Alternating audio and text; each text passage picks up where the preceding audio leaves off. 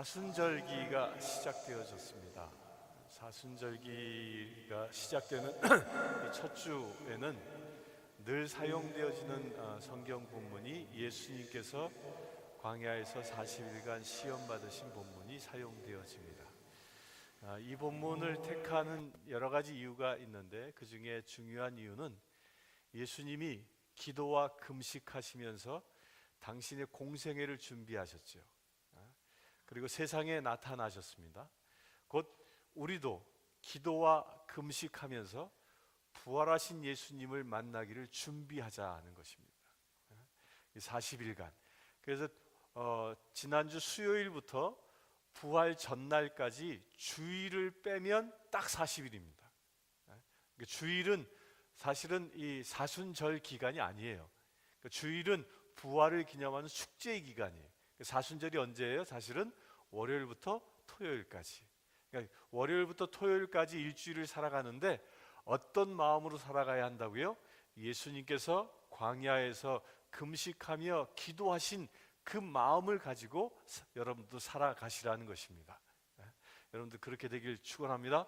여러분들 기도와 금식하는 삶을 통해서 주님과 더욱 깊은 교제를 나누시기를 주의 이름으로 축원합니다.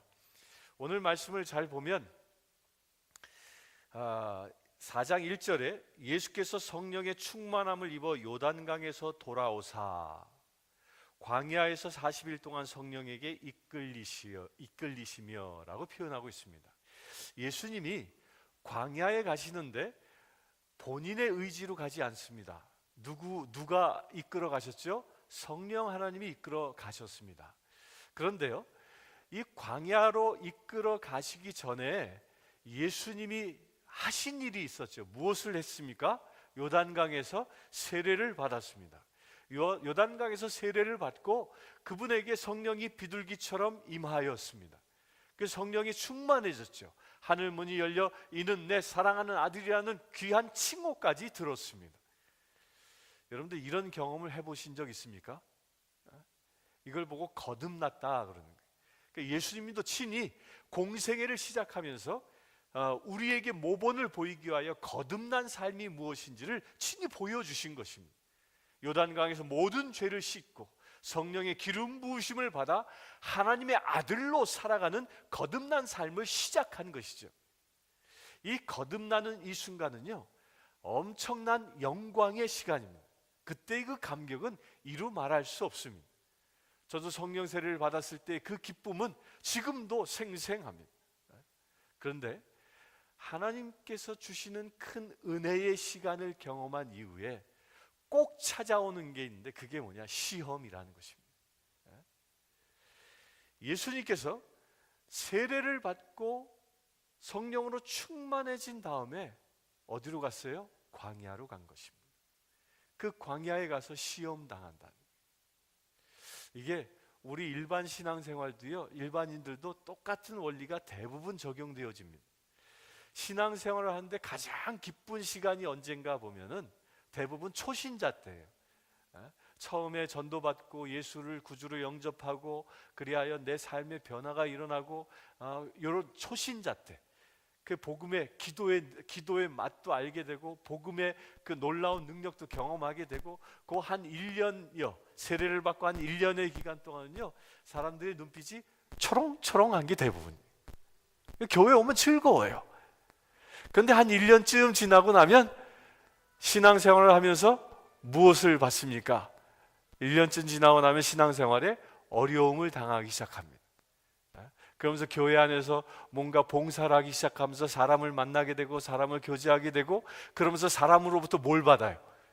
꼭 받는 게 있어요. 상처받아요. 꼭 사람으로부터. 시험 당하는 거예요. 시험 당하는 거예요. 그 시험 당함으로 인하여 그 사람이 더 어려워지는 경우가 많이 있습니다. 그래서 이걸 전문용어로 뭐라 하는지 아십니까? 교회에 와서 이제 즐거워졌다가 시험을 당하면 그때 사용하는 전문용어가 있어요. 뭐냐면 조직의 쓴맛을 봤다 그럽니다. 교회라는 공동체가 천국인 줄 알았는데, 교회라는 공동체가 모두 다 선하고 하나님의 아들, 딸로 온전히 거듭난 사람들로 서로를 배려하고 서로를 사랑하는 공동체인지 알았는데, 막상 봉사하고 막상 헌신하려고 하다 보니까 사람 간에 부딪히고 사람 간의 관계에서 문제들이 생겨나고, 그러면서 이 마음에 상처를 받게 되어진다는 겁니다. 그런데 그것은 누가 허락한 것일까요? 누가 허락하셨습니까? 하나님이 허락하신 것입니다. 욥을 봐도요, 욥이 온갖 시련을 당하지만 그 온갖 시련들을 당할 때 사단이 누구로부터 허락을 먼저 받고 하죠? 하나님께로부터. 그러면요, 왜 우리가 시험을 받는 것을 하나님이 허락하셨을까? 왜일까요? 우리가 늘 은혜 충만하고 성령 충만하게 살아가면 되는데, 왜 그랬으면 좋겠는데 왜 우리가 시험을 받아야 하는가? 거기에는 중요한 하나님의 뜻이 있습니다. 이 시험 받다라는 말의 헬라어가 뭐냐면 페일라제인이란 말이에요. 페일라제인. 이 말은요, 두 가지 의미가 있습니다. 시험을 받다라는 말이 있고요, 또 하나는 유혹을 받다라는 말이 있어요. 그러니까 유혹을 받는 게 시험 받는다라는 것이 같은 뜻이라는 거예요. 이 말은 무엇이냐면, 우리가 세상으로부터 살아가면서 유혹을 받는데, 그것이 여기서 시험이라는 건 테스트예요. 그것이 나의 믿음의 정도를 테스트하는 과정이라는 거예요. 그래서 이 시험 과정이 중요하다는 거예요. 따라서 우리가 시험의 과정을 겪고 나면 무엇이 더 커질까요? 나의 믿음의 분량이 더 커지기 때문에 그렇습니다. 그래서 하나님은 우리에게 사단의 시험을 허락하는 것입니다. 근데 중요한 것은 그 시험을 우리가 온전히 통과하여 승리하느냐 아니면 그렇지 않느냐가 문제인 것이죠. 여러분들요, 오늘 읽은 이 광야에서 시험 받으심, 예수님의 시험 받으심을 통해서 신약이 시작되어집니다. 그러면요, 여러분들 구약의 시작은 어떻게 시작되어지죠? 구약의 인간의 역사의 시작은 하나님이 온 세상을 창조하시고 에덴을 창조하신 다음에 그곳에 아담과 하와를 살게 하시죠. 그 아담과 하와가 살 때에는요, 그들이 시험 받기 전까지는 너무도 행복한 삶을 살았습니다. 아담이 하와를 보고 중에 뼈요 내 살 중에 살이요 라고 늘 칭찬하며 그렇게 행복한 시간을 살았습니다. 그런데 그 하와를 누가 시험합니까? 마귀가 와서, 뱀의 형상으로 와서 마귀가 와서 하와를 시험하지요. 이 똑같은 시험이 예수 그리스도에게도 온 것입니다. 예수님께서 성령 세례를 받고 충만하여 광야에 나가 하나님과 깊은 교제를 하며 금식하며 하나님과 더욱 깊은 기도 가운데 있는데, 그때 사단이 시험하러 온다는 것입니다. 그 첫 번째 시험이 뭐였습니까? 첫 번째 시험이 예수님에게 와서 이 돌더러 뭘 만들어라? 떡을 만들어, 빵을 만들어 먹으라 이야기합니다. 하와에게도요, 똑같은 시험을 합니다. 하와에게 착 와가지고 뭐라고 시험합니까? 하와야, 하나님이 여기 에덴에 있는 건 하나도 따먹지 말라고 그랬다며. 무엇을 가지고 유혹했어요? 먹는 것 가지고 유혹했다는 거예요. 이 먹는 유혹. 이 예수님이요, 하와는 배부른 상태에서도 유혹을 받았는데 예수님은 40일간 금식한 상태에서 유혹을 받은 거예요. 더 극한 상황에서. 그런데 예수님은 그 유혹으로부터 승리하지만 아담과 하와는 그 유혹으로부터 실패하는 것입니다. 여러분들, 그러면 이 먹는 유혹이 우리에게 주는 의미가 뭘까요? 이것은 식욕이라 해서 나의 육적인 욕구를 이야기하는 것입니다. 사단이 우리를 시험할 때 무엇을 통하여 시험하냐면 내가 가지고 있는 이 육적인 욕구를 가지고 시험한다는 거예요. 육적인 욕구를 가지고 우리를 유혹한다는 것입니다. 먹는 것을 통해서 유혹합니다. 우리 식욕, 성욕, 이런 욕구 충족을 위해서, 욕구 충족을 통해서 우리를 유혹하는 것이 사단의 방법이라는 것입니다. 여러분들, 그런 유혹을 받으시면 예수 그리스도의 이름으로 물리칠 주의 이름 축원합니다. 근데 이게 먹는 유혹을 떨쳐버리기가 사실 쉽지 않습니다. 이 사람들은요, 이 먹는 걸 얼마나 좋아합니까? 맛있는 음식점이 있다 그러면 뭐 1시간도 좋고 2시간도 좋고 찾아가지 않습니까? 어떤 분이 그러시더라고요. 예전에 여기 내슈빌에는 짜장면 집이 없었을 때가 있었습니다. 그런데 짜장면이 먹고 싶은 생각이 나면 차를 타고 4시간 동안 달려가 아틀란타 가서 짜장면 먹고 온 적도 있었습니다. 뭐 이런 얘기를 저한테 하시더라고요. 이게 먹는 유혹이에요. 먹는 욕구. 먹는 욕구가 얼마나 크면 왕복 8시간을 갔다 온다는 거예요. 서슴지 않고. 그 욕구가 그만큼 크다는 거죠. 제가 이 강화도 소지에서 이 사순절이 돼서 금식 기도를 시작을 했는데 그때 작정 기도를 하면서 금식 기도했는데 약 3주 동안 금식을 했거든요. 3주 동안 성전을 떠나지 않고 물을 마시면서 제대에서 자고 일어나서 거기서 기도하면서 지내는데 2주가 지난 그 주일날 사단이 이렇게 저를 시험하더라고요. 어떻게 시험하냐면 거기 교회는 이 앞에서 가고 저쪽에 반대편에 문이 있는데 그 문이 유리문이에요. 근데 이제 사순절이 봄철이잖아요. 봄철인데 할머니들이 그 교회는 의자가 없이 바닥에 이렇게 앉아 있었거든요. 할머니들이 한 10여 명이 바닥에 이렇게 앉아 있는데 거기 그 시골 할머니들은 전부 다 이 머리를 어떻게 하냐면 파마하잖아요. 뽀글뽀글 이렇게 파마하잖아요. 파마한 머리로 이렇게 쭉 앉아 계시고 저 뒤에 유리창 너머에는 봄이라 봄에 그 아지랑이가 땅에서 버슬버슬 올라오는 모습이 보이는 거예요. 그래서 제가 설교한다고 앞에 딱 섰는데 앞에 파마한 머리 뒤로 보글보글 아지랑이가 피어오르는 모습이 저에게 어떻게 보였냐면 라면 10그릇으로 보이는 거예요. 파마한 머리가 라면으로 보이는 거예요. 거기 라면 그릇에 김이 모락모락 나는 걸로 보이는 거예요. 그러니까 설교하려고 딱 섰는데 군침이 주르르 흐르는데 이게 먹는 유혹이 그렇게 큰 것입니다. 육적인 욕구를 채우려고 살아가도록 사단은 그처럼 우리를 유혹한다는 것입니다. 우리 사랑하는 성도님들, 이 사순절날 나의 욕구 충족을 위해서 지금까지 살아왔다면 그 모든 나의 욕구 충족을 예수 그리스도 이름으로 모두 내려놓으실 주의 이름을 축원합니다.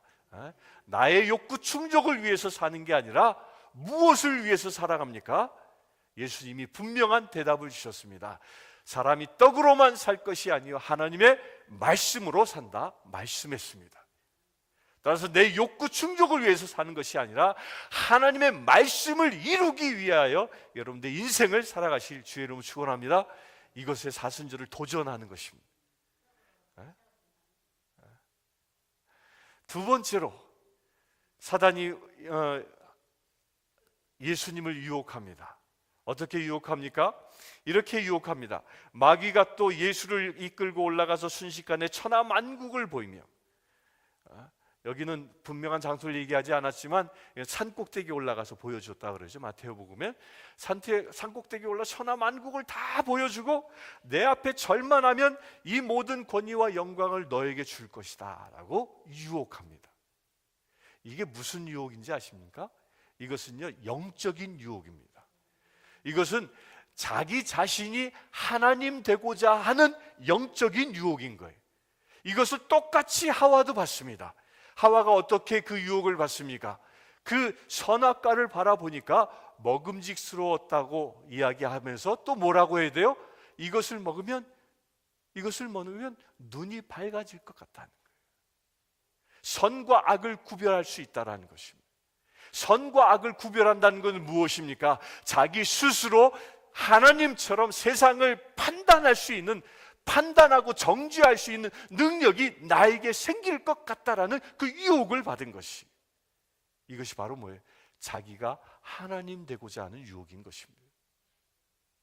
세상에 심판할 수 있는 권한은요 가지신 분은 오직 하나님 한 분밖에 없습니다. 이것을 믿습니까?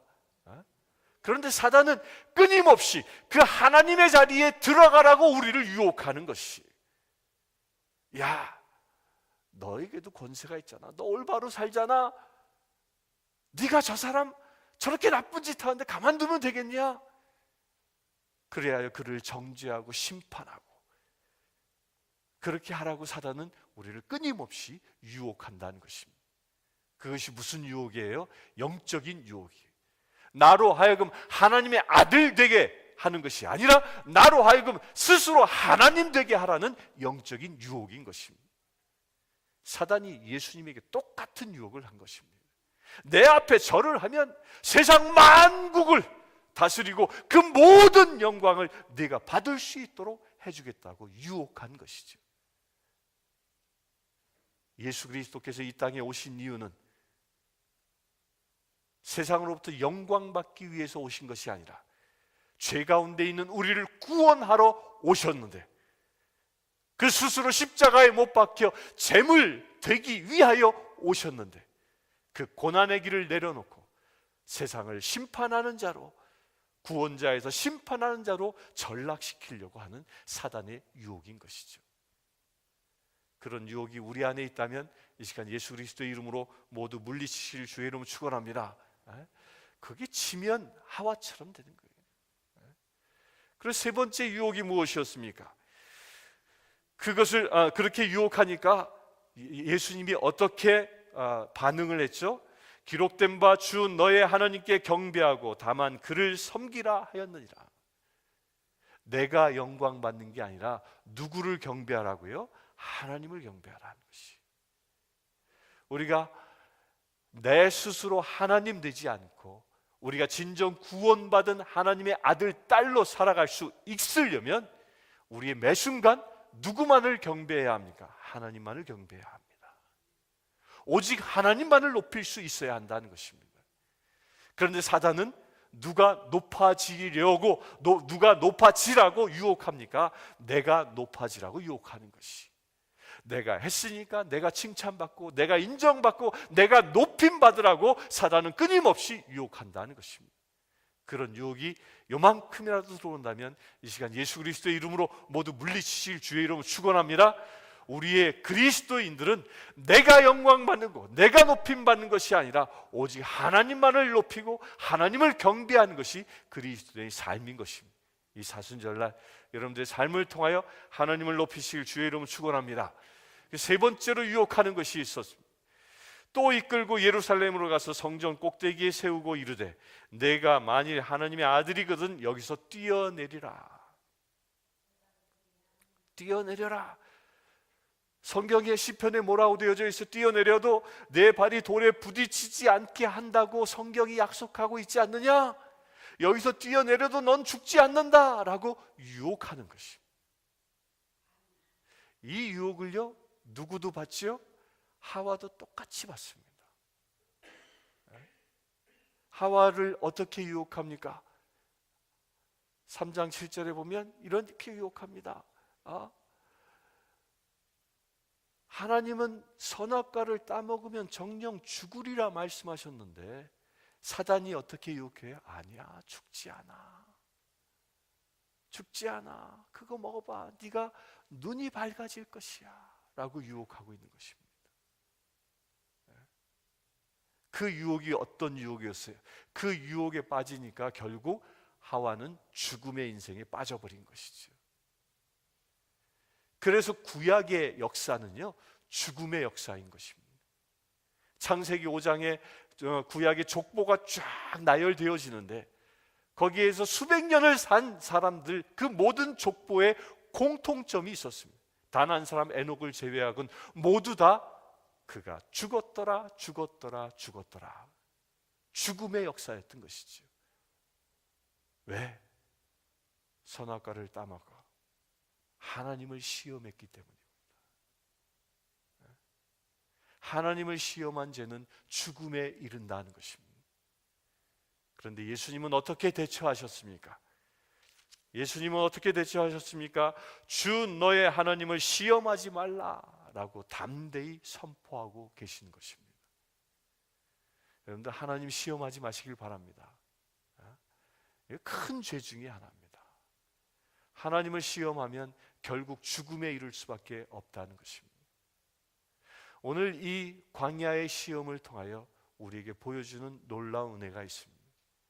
구약에서는 아담과 하와가 이 시험과 유혹을 통과하지 못하여 그 후손의 역사가 죽음의 역사에 이르렀지만, 이 신약에서는 예수 그리스도가 이 세 가지 시험 그 유혹으로부터 승리하셔서 우리 인생을 살리는 역사를 일으키셨다는 것입니다. 그래서 마태오복음 1장에는 족보가 기록되어져 있는데, 그 족보의 동사는 다 낳았다, 낳았다, 낳았다. 누가 누구를 낳았고 누가 누구를 낳았고, 생명이 생명을 낳는, 생명이 생명을 더 풍요하게 하는 역사가 신약에서 시작되어지는 것입니다. 아멘이십니까? 여러분들이 받는 시험이, 유혹이 있을 수 있습니다. 그 시험이 어떤 유혹이 나에게 온다 할지라도 그 유혹으로부터 여러분들이 승리하신다면 여러분들의 삶은 생명을 풍성하게 하는 복된 삶이 되어질 줄 믿습니다. 여러분들의 삶을 통하여 자손이 번성할 수 있는 복이 여러분들에게 임할 줄 믿습니다. 온전히 하나님의 축복의 통로가 이처럼 내가 주의 말씀에 순종하느냐 그렇지 않느냐에 따라서 결정된다는 것입니다. 여기서 또한 우리가 하나 발견할 것이 있습니다. 예수님께서 마귀의 유혹으로부터 승리하시는데, 그 예수님이 승리하실 때 쓰신 무기가 뭐였습니까? 예수님은 어떤 분이죠? 하나님의 아들이십니다. 예수님은 세상의 창조자이십니다. 그 자기를 유혹하고 있는 그 사단 마귀도 누가 창조하신 것입니까? 예수님이 창조하신 루시퍼였어요. 천사장이었던 존재예요. 그를 예수님께서 천군을 불려 결박할 수도 있었음에도 불구하고 예수님은 당신의 신적인 권능을 사용하지 않습니다. 무엇을 통하여 마귀를 물리치죠? 무엇을 통하여? 하나님의 말씀을 통하여 마귀를 물리치신다는 것입니다. 여기에 능력이 있습니다. 우리가 이 세상을 살아가면서 마귀의 유혹을 수없이 받을 수 있습니다. 그 마귀의 유혹으로부터 우리는 연약하여 이길 수 없습니다. 유혹에 넘어갈 수밖에 없습니다. 그러나 우리가 하나님의 말씀으로 무장하고 있다면 그 말씀으로 우리가 승리할 수 있는 것입니다. 그래서 사순절날 말씀을 사모해야 하는 것입니다. 말씀을 묵상해야 하는 것입니다. 말씀을 내 골수에 새겨야 하는 것입니다. 말씀을 주야로 묵상하여 사단이 나를 유혹할 때 그 말씀으로 대적할 수 있어야 하는 것입니다. 왜? 말씀은 예수 그리스도이기 때문입니다. 우리 사랑하는 성도님들, 이 사순절 기간 동안에 여러분들이 받는 유혹과 시험으로부터 승리하게 하여 말씀을 주야로 묵상하기를 도전하시길 주의 이름으로 축원합니다. 아침에 일어나면 말씀을 펴시고, 하루를 마감할 때도 말씀을 펴시고, 나에게 주시는 말씀으로 무장하여 이 사순절 기간 동안 모든 사단의 유혹으로부터 승리하시고, 그리하여 부활절날 부활하신 예수 그리스도를 영접할 수 있는 저와 여러분들 되시길 주의 이름으로 축원합니다. 성부와 성자와 성령의 이름으로 말씀드렸습니다. 기도하겠습니다.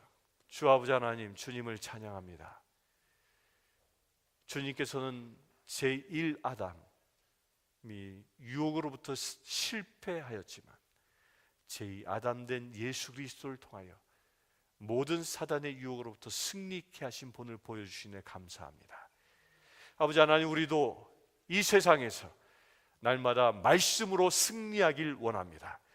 그래 사단을 쫓아내고 오직 주님께 영광 돌리는 주의 사랑하는 자녀 되기를 원합니다.